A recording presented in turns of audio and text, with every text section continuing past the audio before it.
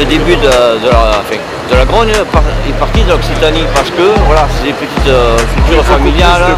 Voilà, et donc ils sont plus impactés parce que bon, les exploitations sont moins grandes. Et donc à un moment donné on n'y arrive plus quoi.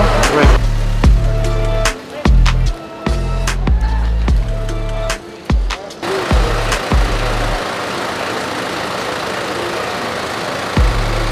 On vient vous témoigner notre soutien.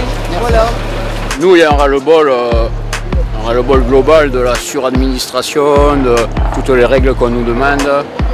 Vous prenez, tout est contrôlé 4 fois. Dès qu'on est contrôlé, on est tout le monde vu comme des délinquants. Des fois, on se demande si vous ne pouvez être, je leur disais tout à l'heure, s'il ne vaut pas mettre dealer de cocaïne que producteur de vin. C'est quand même impressionnant. On a des contrôles, on nous réclame tous les papiers, toutes les administrations. Moi, je prends mon cas perso. J'ai de la TVA à récupérer, comme tout le monde. J'ai ma comptabilité qui est faite par un expert comptable, comme tout le monde, parce qu'on est obligé. Je déclare ma TVA. Pour me payer, il y a une dame aux impôts qui me réclame toutes mes factures. Un mois après qu'on a fait le dossier. Et ça traîne encore, quoi. Et on a 20-30 000 euros dehors. Mais à un moment donné, mon expert comptable, il sert à quoi? S'il sert à rien, dites-le. On n'en prend plus. Et tout, chaque fois, tout est comme ça, c'est un dossier, on nous réclame des papiers 4 fois. On fait des papiers, des dossiers par rapport à l'Europe. Chaque année, il faut donner notre carte d'identité, notre sirène, au même. Hein. Et tout ça est déjà numérisé, parce que l'ère de la numérisation, on l'a passé. Ils ont déjà tout numérisé. Mais chaque année, on nous réclame les mêmes papiers. Bon, à un moment donné, il y a un ras-le-bol général, quoi. Il y a un ras-le-bol général. Est-ce que vous sentez, vous, que ce gouvernement va bouger, ou est-ce qu'il est apparemment ligoté par la Commission européenne il est ligoté par la Commission européenne. Après, il peut toujours faire des choses. Hein. On paiera sûrement des amendes, mais s'il ne bouge pas, c'est qu'il est plus bête que ce qu'il en a l'air. Parce qu'il y a quand même le feu. Quoi. Après, les revendications, ils nous les réclament, mais ils les savent pertinemment. Ouais, ça fait 5 ans, 10 ans que c'est les mêmes choses. C'est pas d'aujourd'hui. On peut rappeler vos revendications principales. Alors après, on a des gros problèmes à ce qui est sur le gasoil par rapport aux taxes. On a des gros problèmes par rapport aux produits étrangers qui rentrent. Nous, on est pour l'Europe, mais on est pour une seule Europe. On n'est pas pour une Europe à 4 vitesses. Quand il y a d'un pays, il y a des molécules autorisées. Ces produits qui sont traités avec, qui rentrent en France, et que nous, on n'a pas le droit. Alors, on ne demande pas d'avoir le droit, mais on demande juste qu'ils ne rentrent pas dans le pays ou pas à des prix comme ça. Vous prenez sur les droits sociaux, c'est pareil. Alors on ne demande pas de se rabaisser au plus bas parce qu'il y a toujours moins de 10 ans que nous. Mais en fait que tout le monde soit au même niveau. C'est quand même la moindre des choses. Parce que ça s'appelle de la concurrence déloyale. Ah ben clairement. Alors après le gouvernement a l'air de vouloir dire qu'il ne retirera pas de molécules du marché tant qu'on n'a pas trouvé de solution. Parce que c'est bien beau de dire aux paysans, parce que le réchauffement climatique, tout ça, je pense qu'on n'a pas à l'apprendre, on est les premiers concernés et on le voit tous les jours. Que ce soit pendant les épisodes Sevenol, que ce soit pendant les sécheresses, pendant les canicules, pendant l'excès d'eau, pendant tout ce que vous voulez. On a un excès d'eau dans le nord, on ne va pas récolter 1 litre d'eau. Bon, pourquoi ils ont débordé dans le nord? Pourquoi ils s'est inondé? Il faut quand même dire que les fossés ne sont pas nettoyés depuis des dizaines d'années. Parce qu'on ne peut plus nettoyer un fossé, on ne peut plus toucher une rivière, on ne peut plus rien faire. Parce qu'il y a tout le lobbying écologiste qui a fait ça. Bien ou pas, je ne le sais pas, mais enfin, le résultat, il en est que quand il pleut, on s'inonde. On le voit ici, il fait 50 ou 100 mm, on s'inonde. Avant, on ne s'inondait pas avec 50 mm. Hein. Pour reparler du régime des retraites, ils nous avaient promis des retraites au niveau du gouvernement, ça fait 1 an qu'on attend que les décrets sortent. Voilà, donc il y a des choses qui... Et alors, est-ce que c'est l'administration qui fait ralentir les choses Parce que le problème, c'est que les lois sont faites par les hauts fonctionnaires et c'est l'administration qui fait ça, c'est même pas nos députés qui les font. Et voilà, et le problème, c'est que tant qu'il y aura une suradministration française, ils se protégeront pour travailler eux, de toute façon. Le problème, c'est que nous, derrière, on crève la bouche ouverte. Et ça, c'est quand même incroyable, vous êtes la seule corporation à laquelle on impose un prix. C'est pire qu'imposer un prix, c'est non seulement on produit sans savoir combien on va le vendre. Voilà. Déjà. Oui. Déjà c'est grandiose Il y en a pas beaucoup Il n'y a pas beaucoup de métiers il n'y en a même pas du tout. Il n'y en a même pas du tout à part l'agriculture. Donc sans parler que la grande distribution, on peut en parler après si vous voulez. Et sans parler que donc on est quand même, dès qu'il y a un échange, un accord international, bilatéral ou multilatéral, on est quand même la dernière roue de la charrette et c'est toujours l'agriculture, quoi que vous fassiez, toujours l'agriculture qui fera la monnaie d'échange à la fin. Ça, c'est pas normal, quoi. Il y a l'État et Macron qui nous parlent de la souveraineté alimentaire. C'est bien que nous, on est pour à 100%. Sauf qu'on est quand même un des rares pays en Europe, et je pense au monde, à parler de moins produire. On parle de moins produire. Si vous voulez faire de la PAC, vous avez des céréales, vous ne pouvez pas faire 100% de céréales. Vous êtes obligé d'avoir 4 ou 5% de terre où il ne faut rien cultiver dessus. Voilà. Pour multiples raisons. Et on est un pays où on parle de moins produire, alors qu'on importe 60% de fruits et 40% de légumes, à peu près, de l'étranger, avec forcément des normes qui ne sont pas les mêmes qu'en France.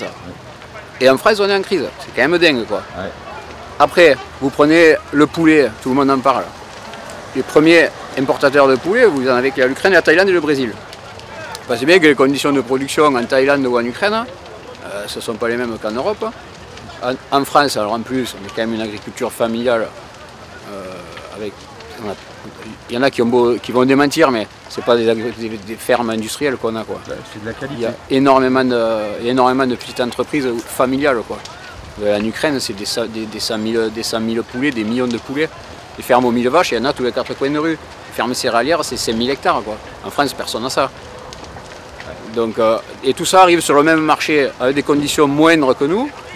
Et ça arrive forcément à des prix inférieurs, quoi. Sauf que nous, agriculteurs français, on nous demande de produire de la qualité, de tout faire pour la biodiversité. Ce qu'on fait, il ne s'en parle pas assez, mais il s'est planté des milliers de kilomètres de haies, personne n'en parle. On fait des couverts végétaux, personne n'en parle. On ne demande pas qu'on en parle, on s'en fout, mais l'effort on le fait, et on l'a compris pourquoi on le fait. Pour le réchauffement climatique, pour tout ce qu'il faut. Sauf que derrière, il faut que nos produits soient rémunérés. Exactement. Nos produits ne sont pas rémunérés, comment vous voulez installer des jeunes? On dit, c'est pas un désamour du métier, nous notre métier on l'aime, on préfère être dans nos champs que d'être là à manifester sur un rond-point ou sur une autoroute, de toute façon. Le problème c'est que les jeunes sans revenus, moi je prends mon cas, moi je me rémunère à 12 000 €, parce que c'est le minimum à la MSA. 12 000 € pour travailler combien? 60 ou 70 heures par semaine. Vous connaissez beaucoup de jeunes qui veulent se lever pour faire ça? Personne ne le fait, voilà. Donc faut pas s'étonner, quoi. On demande une souveraineté. S'ils veulent une souveraineté alimentaire, à un moment donné, il faut mettre les moyens, quoi. Voilà. Après, moi, ce que je reproche un peu aux médias tout le temps, c'est quand même êtes-vous prêt à payer plus cher les produits? C'est pas payer plus cher les produits sont au juste prix. Les produits, c'est la grande distribution. Voilà. C'est la marge qui est pas adaptée, quoi. La grande distribution, ils se gavent, ils nous achètent les produits, nous on perd de l'argent, et le consommateur le paye trop cher. À un moment donné, il y a un problème quelque part, quoi. Entre le producteur qui n'est pas rémunéré et le consommateur qui paye trop cher, il y a un problème quelque part. Le problème, c'est la grande distribution, il faut le dire, voilà. C'est la grande distribution et les industries agroalimentaires.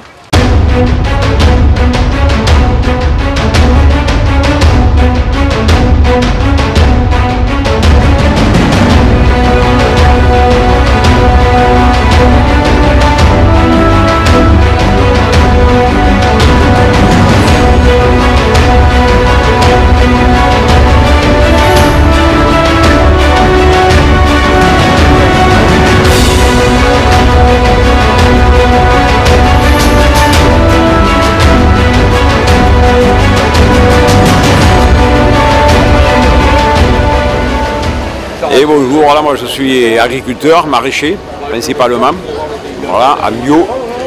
Donc si on est là aujourd'hui, c'est parce que les propos de M. Attal, vraiment c'est de l'enfumage. Donc nous l'objectif essentiel c'est moins de normes, des normes qui ne se contredisent pas. Il faudrait ensuite que ce soit des normes pour tous les pays européens et il faudrait surtout donc vraiment cette loi Egalim, si on dit qu'elle est bonne, alors au moins l'appliquer parce que bon, la grande distribution et les industriels nous prennent vraiment pour des cons et aujourd'hui on n'en vit plus. Alors il y a le problème que nous on a nos prix à la baisse, les industriels, la grande distribution se gave, le consommateur donc n'a plus les moyens aujourd'hui avec la perte du pouvoir d'achat d'acheter français, donc qui se retournent sur des bas prix. Donc on sait que les tomates, tous les fruits et légumes donc, reçoivent une quantité phénoménale de pesticides. Donc c'est pas les mêmes normes, on empoisonne la population, donc c'est pas écologique du tout en plus. pour l'empreinte carbone. Donc quand on voit qu'il y a des pommes qui viennent d'Argentine ou du Chili, des tomates qui viennent d'Espagne certes, mais aussi du Maroc, quand on voit les cerises qui viennent de Turquie, voilà, donc aujourd'hui voilà, on n'en peut plus. Il faut vraiment faire quelque chose.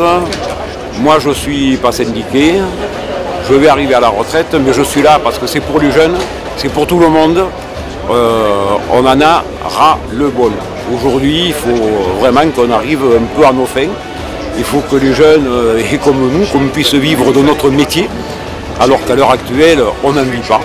Donc voilà, aujourd'hui c'est le combat de tous les agriculteurs, qu'ils soient bio, qu'ils soient pas bio, qu'ils soient pour l'agribashing ou pas, qu'ils soient viticulteurs, qu'ils soient céréaliers, maraîchers. C'est tous le même combat. On croule sur la paperasserie et aujourd'hui c'est inacceptable. Moi je souhaite qu'on continue le mouvement jusqu'au bout, jusqu'à ce qu'on obtienne satisfaction, au moins sur vraiment des normes, il en faut, mais sur des normes qui soient des objectifs réalisables, des normes qui soient au niveau de l'Europe, pour tous les pays de l'Europe, identiques. Ça c'est vraiment la première des choses. Donc on arriverait comme ça vers une harmonie des prix et il faudrait fermer nos frontières à tous les produits qui ne correspondent pas aux normes qu'on nous impose. Voilà. Alors après ça peut coûter de l'argent à l'État, mais bon, je ne veux rien dire, mais enfin, comme Lactalis, des centaines de milliards d'euros, c'est bon quoi, je veux dire. De l'argent, il y en a. Il faut le prendre un peu là où il est et le donner à ceux qui travaillent et ne plus emmerder ceux qui travaillent. Voilà. Moi, ce qui me sauve, c'est la vente directe. On travaille avec les restaurants étoilés, on travaille avec des grands chefs, on travaille avec des EHPAD. Et c'est pas pour moi, encore une fois, même que je suis ici, même si, bon, même on souffre, parce que même avec ce qu'on fait, nous, aujourd'hui, ce sont 800 € de salaire par mois. Donc c'est quand même, vu le nombre d'heures qu'on fait, 75-80 heures semaine, hein, voilà. Mais c'est surtout pour les jeunes, parce qu'aujourd'hui les jeunes ne peuvent plus travailler.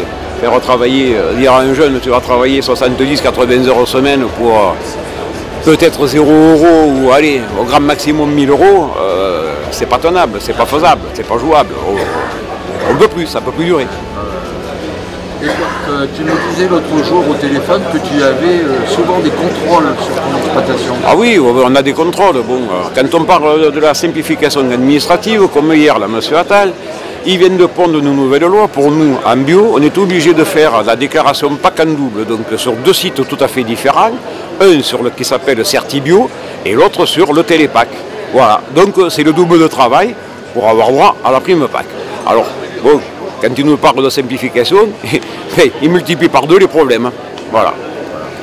Et donc le discours d'Attal hier soir Ah ben pour moi c'est de l'enfumage et puis bon, je vais être poli, je vais en rester là, mais c'est non, c'est des mesurettes, il n'y a rien de vraiment concret, c'est pas ce qu'il a dit qui demain va nous permettre de vivre dans notre métier. Parce que bon, ce métier, il faut être passionné pour le faire. Mais au bout d'un moment, quand tu crèves à la fin, ben c'est fini, tu changes de passion. Hein, voilà, je veux dire, bon, non, ça devient totalement inadmissible. Bon, cet après-midi, bien entendu, on reste là. Et pour tous ceux qui veulent quand même, parce que bon, on ne peut pas rester les bras croisés, bon, ce sera l'opération Anaconda cette fois-ci. C'est bon.